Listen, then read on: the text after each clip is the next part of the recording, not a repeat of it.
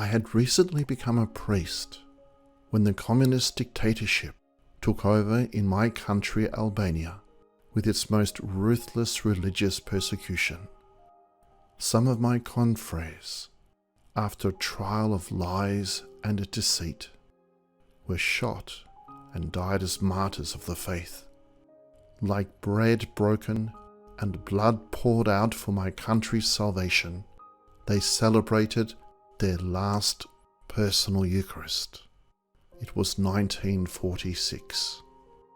Instead, the Lord asked me to live, opening my arms and letting myself be nailed to the cross. Thus, I celebrated my Eucharist, my priestly offering in the ministry denied me, with a life spent in chains and every kind of torture. On the 19th of December 1947, they arrested me and charged me with provoking unrest and with propaganda against the government. I lived in solitary confinement for 17 years, and for many more in forced labour.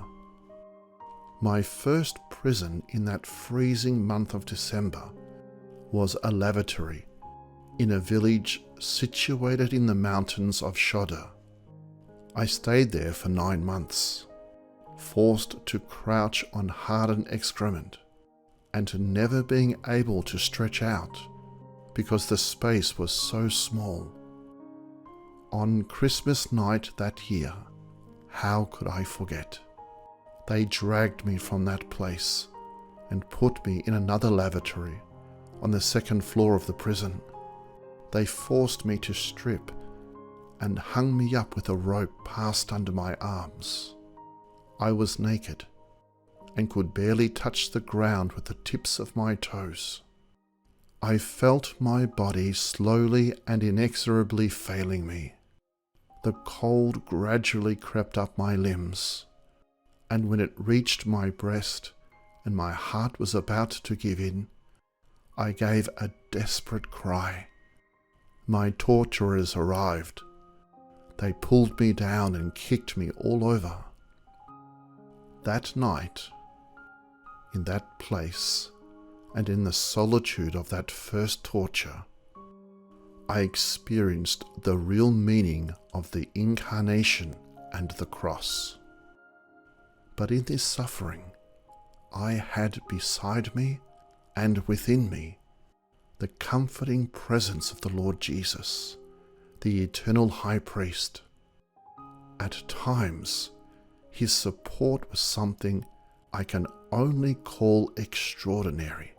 So great was the joy and comfort he communicated to me.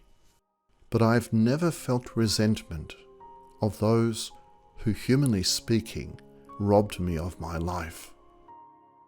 After my release, I happened to meet one of my torturers in the street. I took pity on him. I went towards him and embraced him.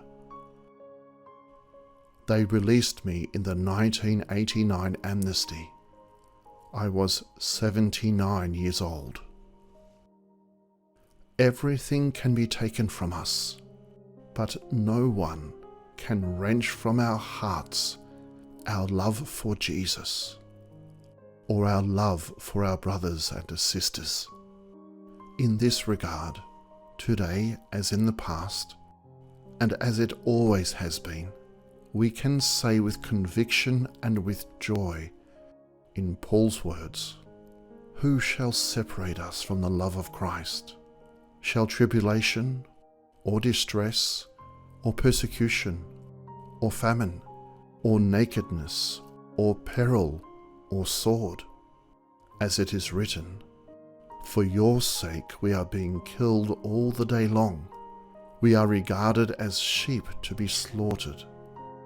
No, in all these things we are more than conquerors through him who loved us."